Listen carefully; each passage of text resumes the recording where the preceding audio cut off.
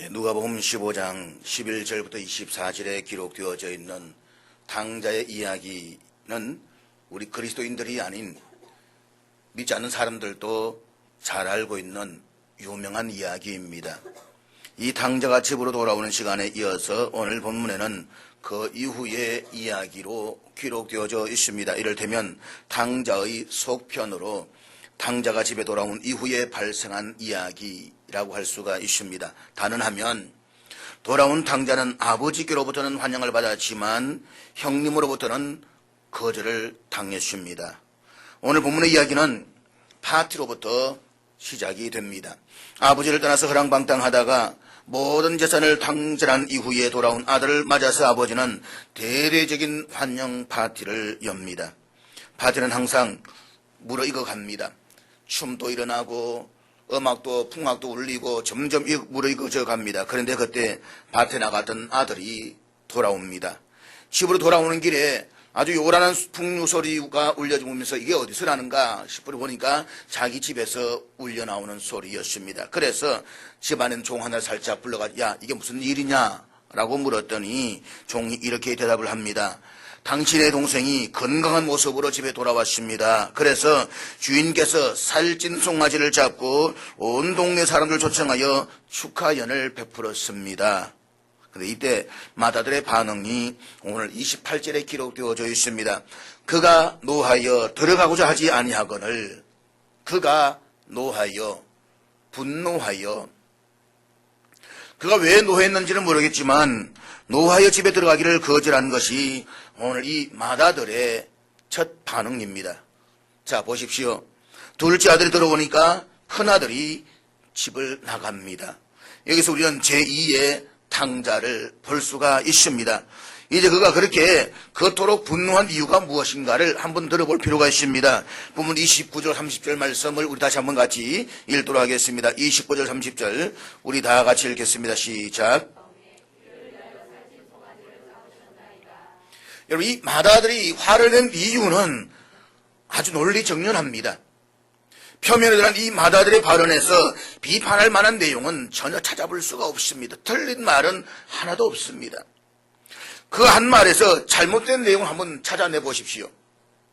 논리적으로든 아니면 상황적으로든 어떤 현실로든 한번 이 마다들의 이야기에서 뭐가 잘못됐는지 한번 꼬집어 보십시오.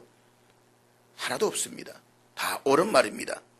그러나 여러분 표출된 이 마다들의 써는 그 배후에는 불의가 존재하고 있다는데 여기에 문제가 있는 것입니다. 그렇습니다. 우리도 많은 말들을 하면서 살아갑니다. 어떤 때는 내가 내뱉던 말에서 모순이나 잘못된 내용이 전혀 없습니다. 다 옳은 말입니다. 맞습니다. 옳은 지적이고 바른 말입니다. 그러나 그 말의 배우가 선하지 못하면 바로 이 마다들과 똑같다 이 말인 것입니다. 오늘 이 마다들이 옳은 말이었지만 그 옳은 말은 그 배후에는 악을 품고 있었다는데 오늘 여기에 문제가 있는 것입니다. 우리는 모두가 공감할 수 있는 이 마다들의 정당한 선언 속에는 돌이킬 수 없는 중대한 과오가 있었다는 사실을 기억하면서 오늘 본문을 우리가 살펴보아야 되는 것입니다. 그렇다면 그게 무엇입니까? 첫째, 마다들은 아버지의 마음을 이해하지 못했습니다. 우리는 둘째 아들이 아버지의 심정을 몰랐다라고 탓하고 있습니다.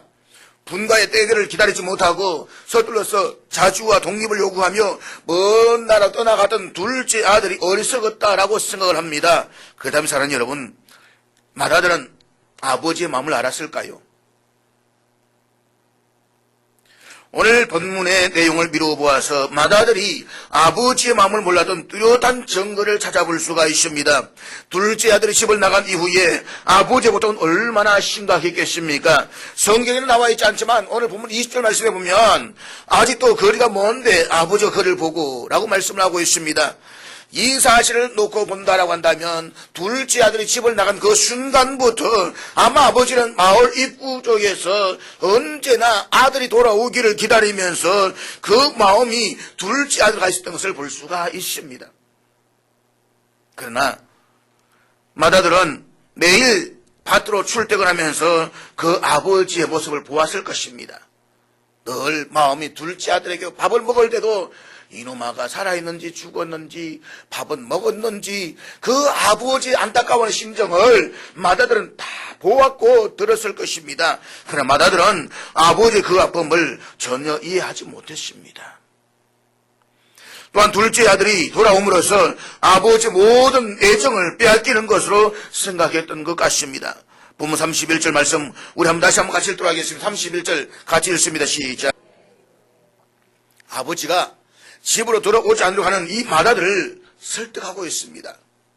아버지는 사랑하는 아들을 위해서 모든 계획을 미리 다 세워놓았습니다. 그런데 이런 아버지의 계획을 외면하였던 맏아들의 잘못을 한번 보십시오. 솔직히 여러분, 이 재산이 누구의 재산입니까? 맏아들의 재산이 아닙니다. 아버지의 것입니다. 주고 안 주고도 아버지 마음에 있는 것입니다. 그래 불구하고 그것이 다 자기의 것이냐, 모든 사람이 다 자기에게 오는 것이냐 착각했던 이 맏아들, 아버지의 마음은 조금도 헤아리지를 못했다라고 하는 것입니다. 한편 둘째 아들이 집으로 돌아왔을 때 아버지는 얼마나 기뻐했습니까? 그렇지만 맏아들은 아버지의 그와 같은 커다란 기쁨을 외면했습니다. 그는 자기를 향한 아버지의 애정이 둘째 아들에게로 옮겨가는 것 같은 판단을 했을는지도 모르겠습니다. 아마 아버지는 두 사람을 함께 사랑할 수 없는 부분으로 생각했을 것입니다. 이것은 아버지의 사랑에 대한 근본적인 무지의 마음이었다라고 볼 수밖에 없습니다. 둘째, 맏아들은 아버지 가장 중요한 명령을 거스르고서도 아버지의 명령을 잘 지키고 있다라고 생각을 했습니다. 맏아들이 아버지께 항의합니다. 내가 여러 해 아버지를 섬겨 명을 어김이 없거늘. 그러나 그는 아버지의 가장 중대한 명령을 어기고 있습니다. 우리가 이 말씀을 보다 잘 이해하기 위해서는 오늘 보면 15장 1절과 2절 말씀을 한번 읽어보면 볼 필요가 있습니다. 15장 1절 2절 우리 같이 읽겠습니다. 시작. 여기에 보면 두 부류가 있습니다. 세리와 죄인들이 그 한 부류이고, 그리고 또 다른 한 부류는 바리새인과 서기관들입니다. 이 두 종류의 사람들에 대한 이야기가 있은 이후에 오늘 탕자에 관한 비유가 소개되고 있습니다. 예수님은 죄인들을 영접하고 있습니다. 장녀와 세리와 모든 죄인들을 영접하고 있습니다. 그런 의미에서 여기 돌아온 둘째 아들은 바로 이 세리들과 장녀들을 비유를 한 것이 틀림없습니다. 지금 예수님께서는 회개하고 돌아온 장녀와 세리들을 영접하시고 그들과 교제를 나누고 있습니다. 그런데 이런 예수님을 향해서 가장 날카로운 비판의 화살을 던졌던 사람들은 바리새인들과 서기관들, 율법주의자들이었습니다. 소위 정의에 대해서 민감한 의식을 가지고 있었던 사람들이었다는 것입니다. 우리는 의로운 사람이다. 우리는 의를 실천한 사람들이다. 우리는 간음하지 않았다. 살인하지 않았다. 자기들은 의로우며 세리와 장녀들은 근본적으로 우리와는 다른 인간들이라는 것이 오늘 율법주의자들과 바리새인들의 자부심이었습니다. 예수님은 이야기 속에 등장하는 맏아들의 비유를 통해서 이런 교만과 잘못된 정죄의식에 빠져있는 자들을 가르쳐주고 싶었습니다. 맏아들이 아버지, 저는 아버지의 명령을 절대로 범한 일이 없습니다 라고 한 말은 바로 바리새인들의 소리인 것입니다. 그들은 우리는 율법을 잘 지켰습니다 라고 이야기를 하고 있는 것입니다. 그럼 사랑하는 여러분, 묻겠습니다. 율법 가운데 가장 크고 첫째 되는 계명이 무엇입니까? 하나님을 사랑하고 내 이웃을 내 몸과 같이 사랑하라는 것입니다. 사랑은 율법의 완성인 것입니다. 주님께서 말씀하신 내용들 가운데 가장 중대한 첫째 계명은 사랑입니다.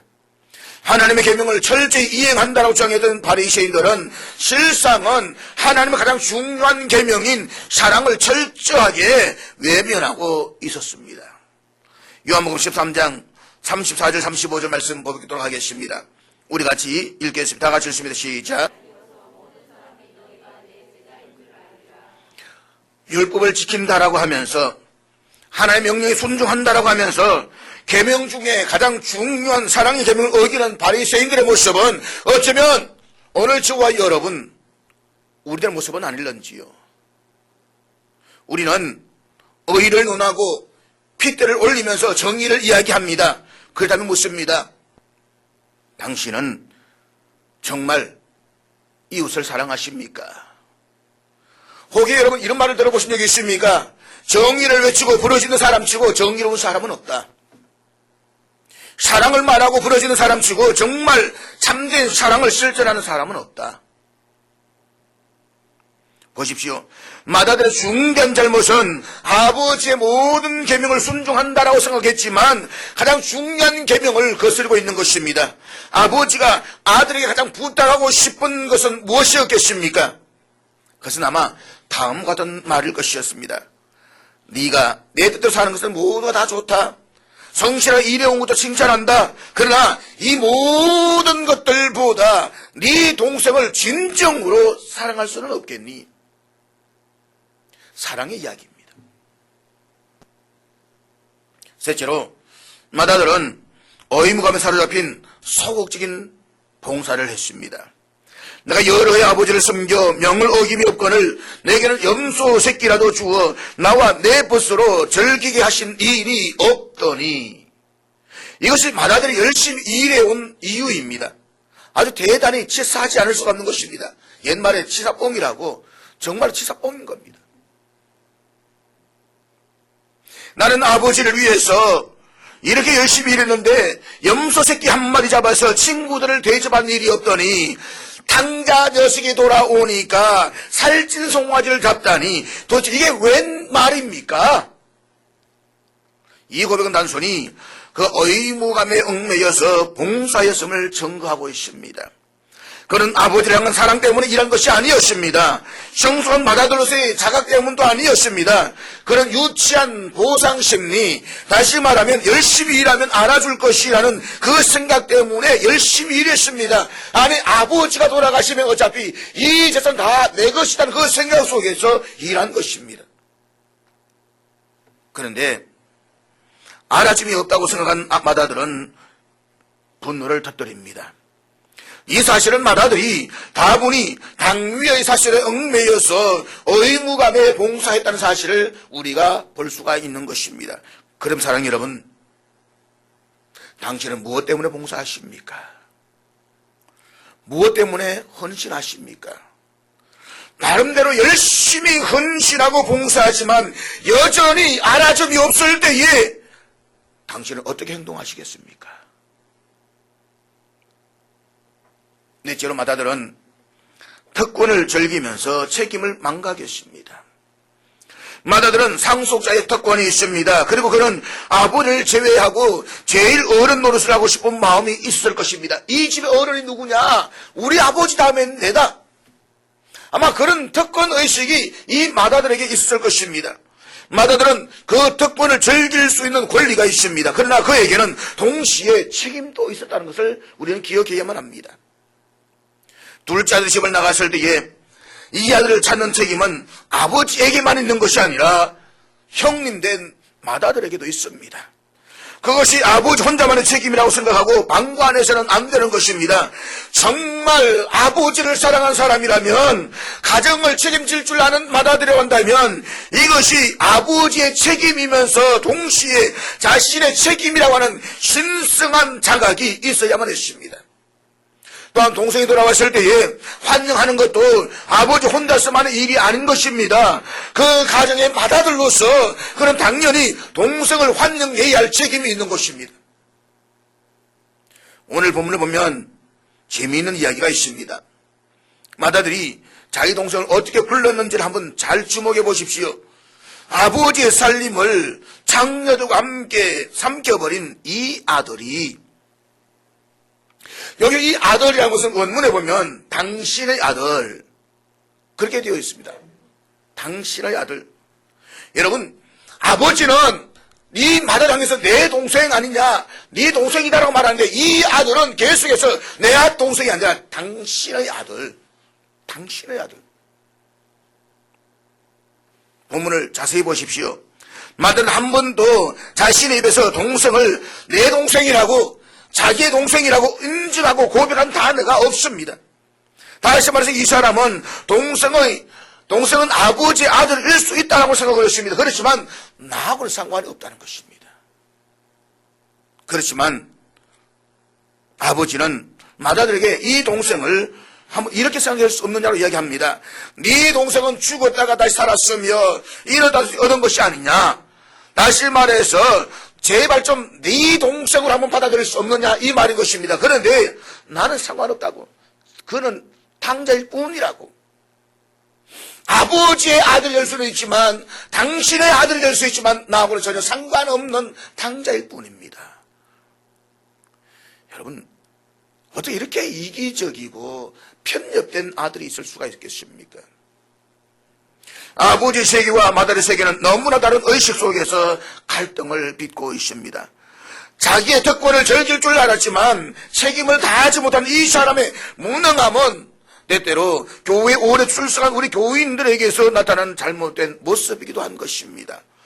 오래 믿었던 사실을 자부하고 그 특권을 누리길 원하면서도 마땅히 해야 할 책임은 회피하는 신자들의 모습을 보십시오. 그래도 내가 이 교회 개척 멤버인데, 그래도 내가 이 교회 얼마나 오래 믿었는데, 우리 조상 대대로 내가 이 교회를 지켰는데, 우리 한국 사람 가운데 이 뿌리 역할을 얼마나 강한지 모릅니다. 우리 뿌리가 어떤데, 우리 족보의 뿌리가 얼마나 대단한데, 근데 여러분 사실 족보는 다 세탁돼가지고 족보 진짜 족보는 하나도 없습니다. 이미 조선 말기에 다 세탁된 족보 아닙니까? 우리나라 족보라는 게 조선 중기 때부터 만들어졌습니다. 고려시대 족보가 없었어요. 조선 중기 때부터 족보가 만들어졌다 보면 이게 온전한 족보가 될 수 있겠습니까 솔직히? 그리고 조선 말기에 가난해가 양반들 다 대부분 가난했잖아요. 다 가난해가지고 그 족보 다 팔아먹고 했는데 어떻게 이 족보가 진짜 족보인지 알 수 있습니까? 가문 이야기 하지 마십시오. 우리 가문에 뼈대가 있다고 썩은 뼈대 이야기가 뭘 필요 있습니까? 그렇지 않습니까? 썩어서 문드러진 뼈대가 우리 가문 족보이거든요.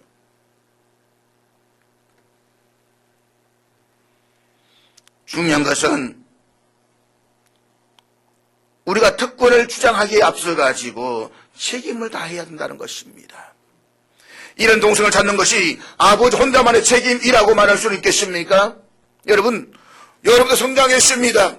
여러분도 그만큼 믿었으면 잃어버린 영혼에 대한 책임을 자각하고 아버지와 함께 덜에 나가서 동생을 찾아야 하지 않을까요? 그리고 이 동생이 돌아왔을 때에 누구보다도 이 동생을 환영하는 잔치를 여러분은 계획해야 옳지 않겠습니까? 다섯째 맏아들은 이웃의 죄를 과대 선전했습니다. 아버지의 살림을 장녀들과 함께 삼켜버린 이 아들, 이것이 동생에 대한 맏아들의 생각입니다. 그러나 이것은 부분적으로는 진리일 수는 있겠지만 전체적으로는 과장인 것입니다. 이 말을 12절 말씀과 한번 비교해 보시길 바랍니다. 본문 12절 말씀 우리 같이 읽겠습니다. 같이 읽습니다. 시작. 자, 둘째 아들은 맏아들에게 주어야 할 것을 다 주시고 차나물에서 준비된 자신의 목만을 달라라고 했습니다. 둘째 아들의 요구는 지나친 것이 아닙니다. 그런데 맏아들이 자기 동생을 비난하면서 아버지의 살림을 몽땅 먹어버린 아들이라고 과장하고 있습니다. 언제 아버지 재산을 다 몽땅 먹었습니까? 둘째 아들의 유산만 받아갔습니다. 자기의 유산은 그대로 남겨져 있습니다. 이웃의 잘못을 좀 더 과장하려고 하는 심리가 맏아들의 마음속에 그대로 담겨져 있는 것입니다. 또한 아버지의 살림을 장녀와 함께 먹어버렸다는 말도 부분적으로는 사실일 수가 있습니다. 그러나 맏아들의 이 말은 사실이 아닐 수도 있습니다.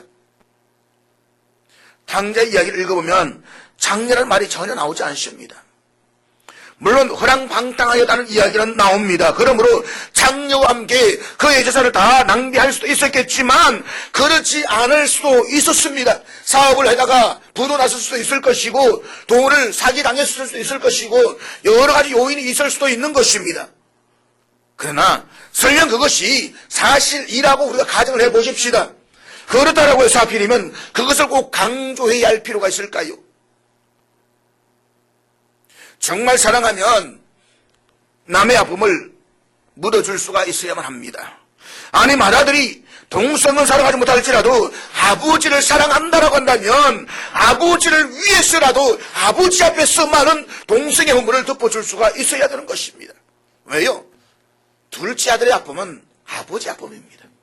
설령 둘째 아들이 허랑방탕 장녀의 돈을 다 날려버렸다라고 할지라도 그 아픔은 아버지 아픔인 것입니다. 내가 정말로 아버지를 존경하고 아버지를 사랑한다라고 한다면 그 아버지 앞에서 이 말을 할 수가 있을까요? 이웃이 땅을 사면 배가 아픈 그 심리가 이 형의 마음속에서 여지없이 발동하고 있음을 우리는 확인할 수가 있습니다. 여섯째, 맏아들은 궁극적인 가치보다 순간적인 보상을 탐하고 있었습니다. 맏아들에 있어서 염소 새끼는 궁극적으로 자기가 상속자가 된다는 권리가 더 소중했습니다.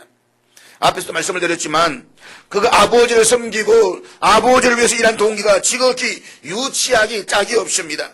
장차 아버지가 자기에게 장자로서의 모든 권리를 넘길 것을 준비한 사실보다도 눈앞의 염소 새끼 하나가 훨씬 더 중요하게 인식되었다는 것입니다.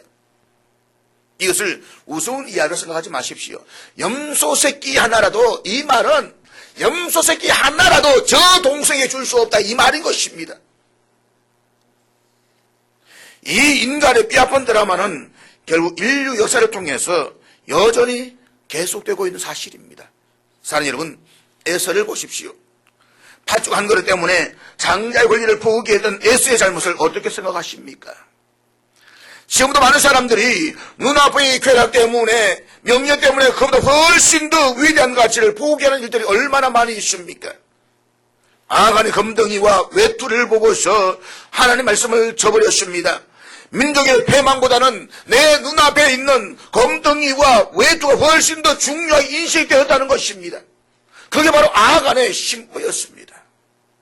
궁극적인 가치와 보람보다도 아버지가 준비한 그 영광스러운 계획보다도 당장 눈앞에 염소 새끼를 더 소중하게 여겼던 맏아들의 잘못은 바로 오늘 현대인들의 잘못인 것입니다. 그리고 오늘을 사는 많은 그리스도인들의 잘못일 수도 있습니다. 일곱 번째, 맏아들은 잔치의 참된 의미를 몰랐습니다. 오늘 본문 32절 말씀 다시 한번 보도록 하겠습니다. 32절 다 같이 읽겠습니다. 사는 여러분, 아버지가 왜 잔치를 열었을까요? 잔치를 왜 열었을까요? 물론 아들이 돌아왔으니까 잔치를 열었습니다. 아들을 격려하기 위해서 열었다라고 생각할 수도 있습니다. 그러나 이 모든 것은 피상적인 관찰에 불과한 것입니다. 더 큰 이유는 아버지가 좋아서 연 것입니다. 그렇지 않습니까? 아버지가 좋았어. 아들이 돌아왔을 때에 돌아온 아들보다 더 기뻐한 것은 아버지 자신이었습니다. 우리가 자신을 키워보지만 이 자녀가 집을 나가서 밤늦게까지 돌아올 시간에 돌아오지 않을 때에 불안해하는 것은 누구입니까? 부모 아닙니까? 애들은 그런 생각이 없습니다. 전혀 생각, 왜 늦게 돌아왔느냐? 부모는 초조해하는데 아이도 그게 뭐 문제냐라고 해버립니다. 그렇지 않습니까? 아니 내가 바깥에 나가 친구도 만났고 차 한잔 마셨고 그걸 돌아도 그게 뭐 문제냐고 이야기합니다. 그러면 여러분 집에 돌아왔을 때에 정말로 한숨 놓고 기뻐하는 것은 누구입니까? 부모입니다. 아이고 이제 돌아왔구나. 가슴이 쑥 내려가는 겁니다. 그런데 자녀들이 이야기합니다. 그게 뭔 걱정이냐고. 자녀 한번 낳아보십시오. 자식 낳아가지고 한번 애 키워보십시오. 너는 늙어봤냐? 난 젊어봤다고. 그 노래 이야기가 왜 그래 맞는지 모르겠습니다.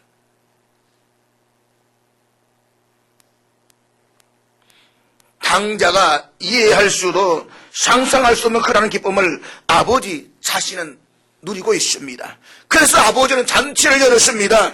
그러나 맏아들은 이 잔치의 참된 의미를 전혀 몰랐습니다. 자, 여러분, 우리가 교회 밖에 있는 영혼의 당자들에게 관심을 가지고 그들을 교회로 전도해야 하는 궁극적인 이유가 어디에 있습니까? 그것은 아버지를 기쁘시게 하기 위해서입니다. 하나님께서는 한 영혼이 돌아오면 천국에서 잔치를 여신다라고 했습니다.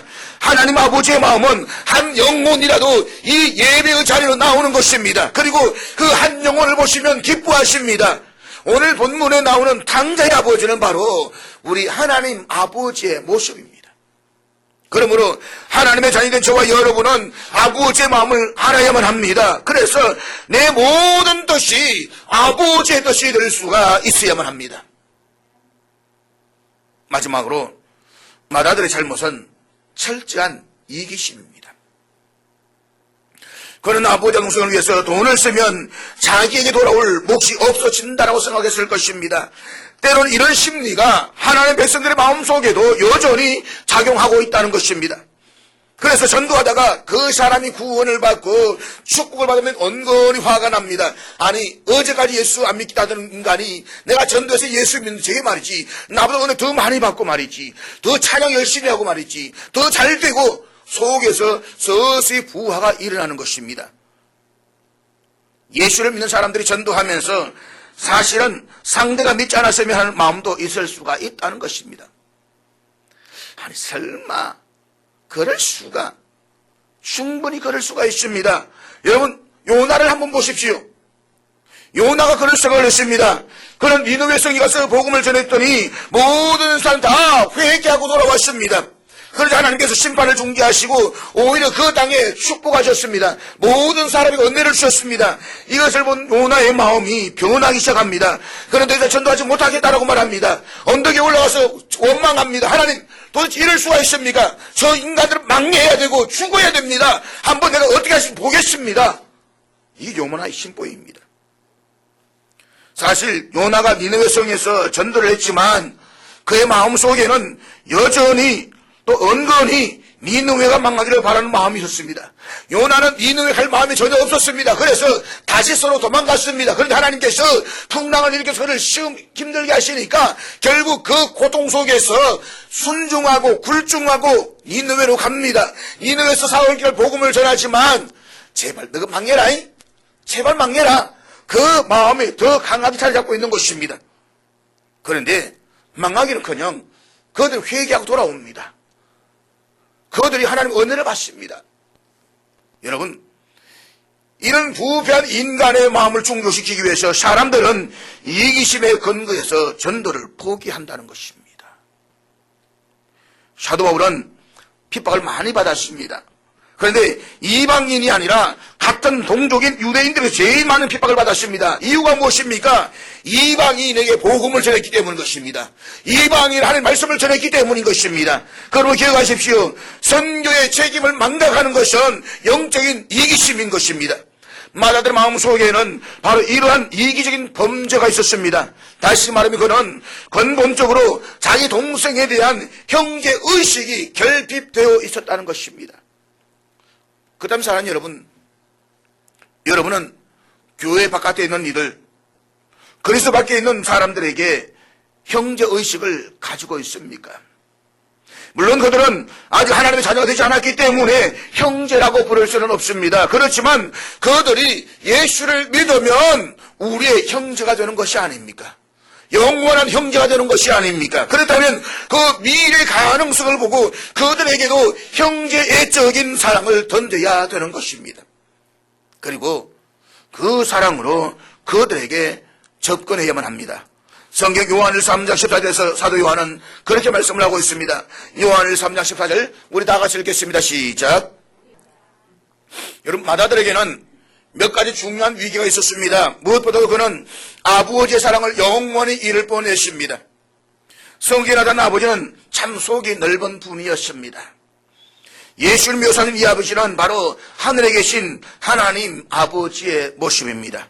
마다들이 노예에서 들어가기를 두렵게 하지 않을 때에 아버지가 나갔습니다. 그것이 바로 부모의 심정입니다. 아버지께서는 투정하는 아들에게 그의 성이 어떻게 잘못되었는가를 차근차근 다 일러주십니다. 이 아버지의 대화 속에서 하늘에 계신 우리 아버지의 속성을 알 수가 있습니다. 본문 31절에는 아버지가 그러니까 나의 소자야 내 아들아 라고 말씀하십니다. 아버지의 아들을 향한 이 부름 속에 담겨져 있는 아버지의 사랑을 한번 느껴보십시오. 내 아들아. 참으로 사랑스러운 억양이 담긴 언어인 것입니다. 얘야, 내가 가진 것이 모든 것이 다 네 것이 아니냐. 부드럽고 자상한 모습으로 다가오시는 아버지 사랑을 통해서 하나님의 위대한 사랑을 배우십시오. 만일 아들이 잘못된 태도를 견제하는 아버지였다고 한다면 이 맏아들은 아버지의 사랑을 영원히 잃을 뻔했습니다. 그리고 형제의 사랑도 잃어버렸을 것입니다. 만일 이렇게 투정하는 형의 이야기를 동생이 들었다고 한다면 동생은 형을 어떻게 생각했을까요? 그러나 그보다 맏아들에게는 중대한 손실이 있습니다. 그는 스스로 누릴 수 있는 권리를 포기했다는 것입니다. 상상해 보십시오. 잔치가 벌어지고 풍악 소리가 들려옵니다. 수많은 동네 사람들이 돌아온 아들로 인해서 기뻐합니다. 그런데 집안에 들어오지를 못하고 문 밖에 서서 소리 지르며 어둠 속을 배회하고 있는 이 맏아들의 얼굴을 한번 주목해 보십시오. 그가 마음을 바꾸었다면 그 자신이 얼마나 기뻐할 수가 있었을까요? 그가 마음을 바꾸었다면 그 잔치에 들어가서 주인공으로서 얼마나 행복한 시간을 보낼 수가 있었을까요? 그가 마음을 바꿀 수 있었다고 한다면 돌아온 자기의 동성을 위해서 그 아버지와 함께 동네 사람과 함께 춤을 추면서 기뻐할 수가 있었을 것입니다. 그런데 그 기쁨을 스스로 포기해서니 이것은 전적으로 자신의 손해인 것입니다. 결과적으로 맏아들은 자기의 추한 인간성만 드러낸 것입니다. 마을 사람들은 그를 또 어떻게 생각했을까요? 사랑하는 여러분, 여기서 맏아들은 누구입니까? 오늘 본문에서 맏아들은 바리새인과 서기관들입니다. 그러나 이 바리새인들의 얼굴은 먼저 믿은 성도들의 얼굴일 수가 있는 것입니다. 그리스도의 복음에 응답하고 하나님께 돌아온 사람들을 사랑으로 영접하지 못하는 얼굴들인 것입니다. 아버지와 함께 덜을 헤매이면서 잃어버린 영혼들을 찾아서 잃어버린 동성을 찾아서 인도해야 할 형의 책임을 다하지 못하는 맏아들의 일그러진 모습은 마치 오늘날 선교의 책임을 다하지 못한 성도들의 이기적인 얼굴일 수가 있습니다. 사랑하는 여러분, 맏아들인 저와 여러분은 특권만을 정하지 말고 먼저 주 앞에서 책임을 다 감당하십시오. 아버지가 말씀하시기 이전에 당신이 먼저 잃어버린 동성을 찾아 나설 수 있기를 바랍니다. 그 동성이 돌아올 때에 당신이 먼저 파티를 열고 기뻐하십시오. 대접을 받으러 하기 이전에 당신이 먼저 책임을 이행하여서 삶의 보람과 기쁨을 누리십시오.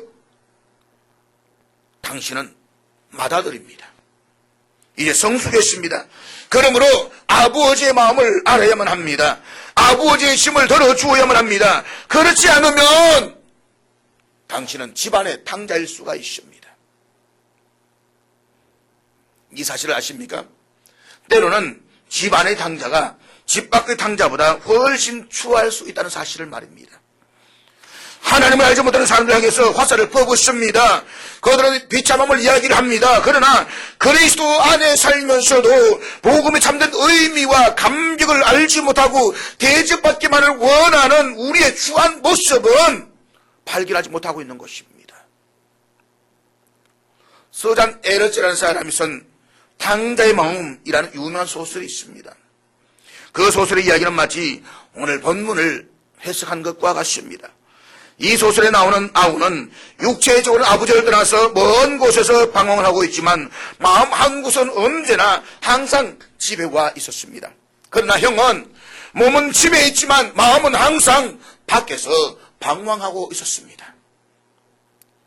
사람은 이 두 사람 가운데 누가 더 탕자일까요? 혹여 당신은 집안의 탕자는 아닐는지요? 오늘 본문의 맏아들의 추한 모습과는 달리 또 다른 대적인 얼굴을 소개합니다. 로마서 8장 29절에 보면 하나님은 예수 그리스도를 많은 형제 중에서 맏아들이 되게 하셨다라고 말씀을 하고 있습니다. 예수님은 하나님의 맏아들로서 그분을 믿는 사람들의 맏형이 되게 하셨습니다. 예수님은 자비로운 형님으로 책임을 다하는 형님이 되시기를 원하셨습니다. 때문에 그분은 우리를 사랑한 나머지 피 흘려 죽으심으로 우리를 구원하셨습니다. 얼마나 놀라운 형님이십니까? 히브리서 기자는 2장 11절에서 예수님께서는 우리를 형제라고 부르기를 부끄러워하지 아니하셨다라고 했습니다. 그분은 처음으로 하나님을 아버지라고 불렀습니다. 그리고 또한 우리는 예수님 때문에 하나님을 아버지라고 부를 수가 있게 되었습니다. 본문의 이 마다들과는 얼마나 차원이 다릅니까? 그 마다들이 잃어버린 동생을 찾고 있습니다. 십자가에서 피 흘려 돌아가신 그분의 거룩한 생명의 사인으로 잃어버린 영혼들에게 돌아오라고 촉구하십니다. 집안의 당자나 집 밖의 당자나 모두 아버지의 품으로 돌아오라고 초청하십니다. 이제는 우리 모두가 아버지의 품으로 돌아가야 할 순간인 것입니다. 한때는 목수요 가구 제조공으로 일했던 커크 패터리라는 사람이 있습니다. 그는 펜실베니아 어느 캠프에서 집회를 인도하고 있을 때였습니다. 그때 한 청년이 아주 기가 막히게 찬송을 잘 불렀습니다. 그 찬송을 듣고 많은 사람들이 은혜를 받았습니다. 그런데 알고 보니까 그 청년은 기독교 신자가 아니었습니다. 그런데 커크 패트릭은 이런 생각을 하게 되었습니다. 저 청년이 주님을 영접하지 않고서 저렇게 은혜로운 찬송을 부를 수가 있다고 한다면, 저 사람이 정말로 주님을 영접한다고 한다면 영감 넘치는 찬양이 나올 수가 있을 거다. 이상하게도 그 청년을 향해서 기도가 되기 시작했습니다. 하나님, 주님을 떠나 멀리 떠나서 자기 목소리만을 가지고 살아가는 저 자녀를 하나님 품으로 돌아오게 해주십시오. 간절히 그를 위해서 기도할 때에 마음속에서 식구가 떠오르기 시작을 합니다. 그리고 그 가사에 곡을 붙였습니다. 그리고 그날 밤 집회에서 그 청년에게 이 노래를 부르겠습니다. 이 청년이 찬양을 시작합니다. 나 주를 멀리 떠났다 이제 옵니다. 나 죄의 길에 시달려 주여 옵니다.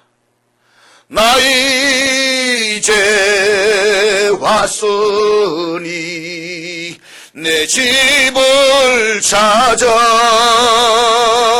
주여 나를 받으사 맞아 주소서. 이 찬양의 가사가 그 청년의 고백이 되었습니다. 찬양을 부르다가 자기를 발견하게 된 것입니다. 고백합니다. 맞습니다. 주님 맞습니다. 지금 나 혼자 잘 사는 것 같지만 주님을 떠난 인생 속에는 병과 죄와 허물밖에 없다는 것을 내가 잘 압니다. 주님을 떠난 이 죄인을 받아주시옵소서. 나는 주님의 자녀입니다. 주님이 나를 인도해 주시고 채워주시며 붙들어 주셔야만 됩니다. 잘 살고 싶지만 그렇게 살지 못하는 이 나의 연약함, 나의 허물과 죄를 용서해 주시고 나를 받아 주옵소서. 오늘 이 고백이 우리의 고백 될 수 있기를 바랍니다.